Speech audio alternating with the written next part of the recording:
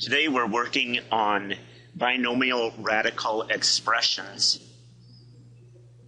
Let's see how this goes. First off, we are supposed to add or subtract, and the first one we're going to do is 5 cube root x subtract 3 cube root x. You can only subtract or add things that are exactly alike. The only difference between these two is that we start with 5 of them and we end up with, and we subtract 3 of them.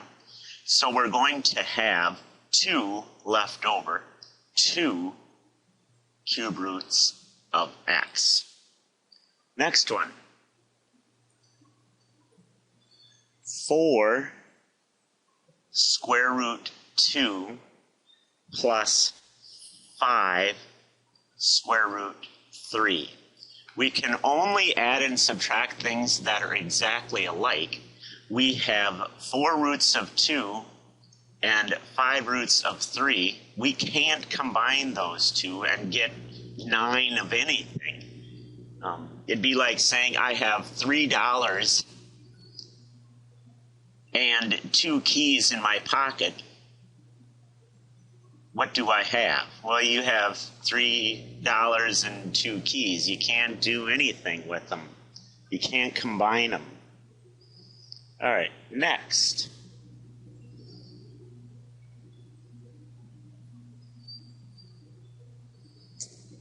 In this example, we're going to add 6 roots of 18 plus 4 roots of 8 plus, minus 3 roots of 72.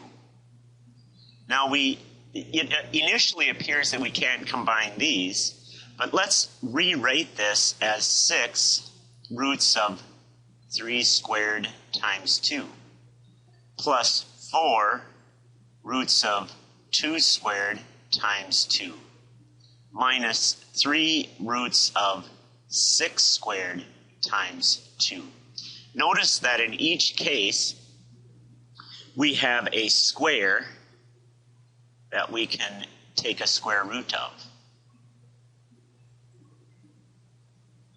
So the 3 that's on the inside will go to the outside, the 2 that's on the inside will go to the outside, and the 6 that's on the inside will go to the outside. 6 times 3 is 18 roots of 2, because the 2 stays on the inside. 4 times 2 is 8 roots of 2, because the 2 stays on the inside, minus 18, because 3 times 6 is 18 roots of 2. 18 and 8 is 26, minus 18 is 8 roots of 2. Next one. Multiplying is easier than adding and subtracting. And the reason for that is that we can multiply any two things. We can multiply a foot by a foot and get a foot squared.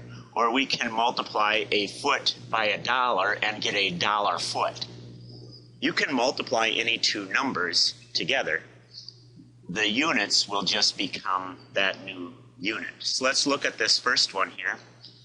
3 plus 2 roots of 5 times 2 plus 4 roots of 5.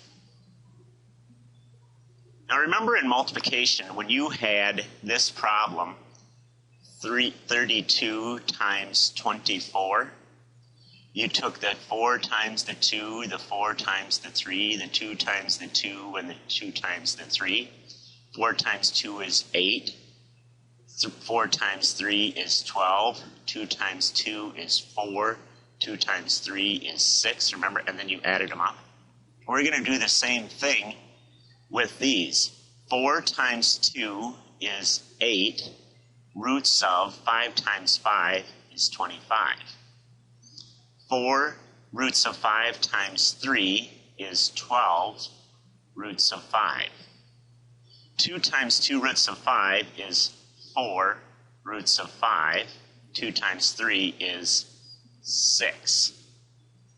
When we add them up, we get 8 roots of 25 plus 16 roots of 5 plus 6.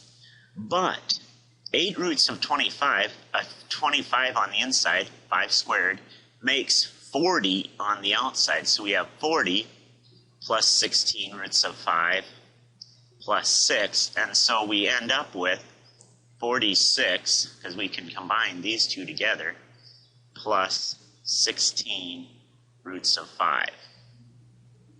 New one.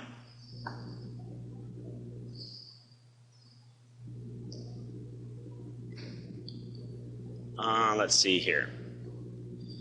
Conjugates. Remember that conjugate comes from the Latin word for marriage. And so we're going to see how these conjugates, how they are married.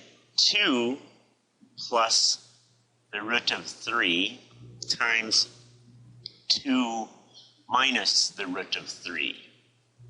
If you remember, you could take 2 plus x times 2 minus x, and you would get minus x squared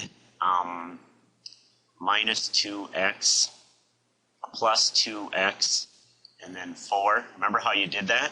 These middle terms always canceled each other out, and so you would end up with the first term and the last term.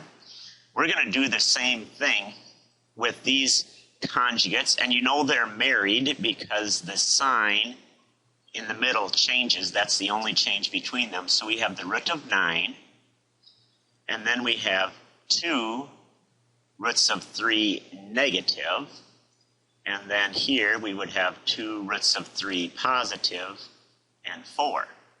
When we add them up, the middle term always eliminates, and we're left with 4 plus the root of 9. The root of 9 is 3. 4 and 3 makes 7. When you multiply conjugates, the square root always disappears. Let's see what that's useful for in our next example. We are going to rationalize the denominator of this fraction. 3 plus the root of 5 over 1 minus the root of 5. We're going to multiply top and bottom by the conjugate of the denominator. 1 plus the root of 5. Okay. The denominator, root of 5 times root of 5 is negative root of, oh, you know what? On that last one, I think did I have plus the root of 9? It should have been minus the root of 9. I should have subtracted 3. I don't remember if I did or didn't, but it's minus the root of 25 here. And then it's these two multiply out to be plus the root of 5. These two multiply out to be minus the root of 5, so they'll cancel out. And we're left with just the first terms multiplied together. 1 times 1 is 1. So when you see conjugates, all you need to do is multiply the last terms by each other and the first terms by each other and subtract them. 1 minus the root of 25, the root of 25 is 5. 1 minus 5 is negative 4. In the numerator, we have the root of 5 times the root of 5, which is the root of 25. The root of 5 times 3 is 3 roots of 5. 1 plus 1 more root of 5 is 4 roots of 5. This is plus 25 here. And then 3 times 1 is 3. The root of 25 is 5. 3 and 5 makes 8 plus 4 roots of 5. Let's divide everything by 4. This becomes a 1. This becomes a 1. No, it doesn't. This becomes a 2. And we're left with negative 2 minus the root of 5. And that's how you do the assignment 7.3, binomial radical expressions.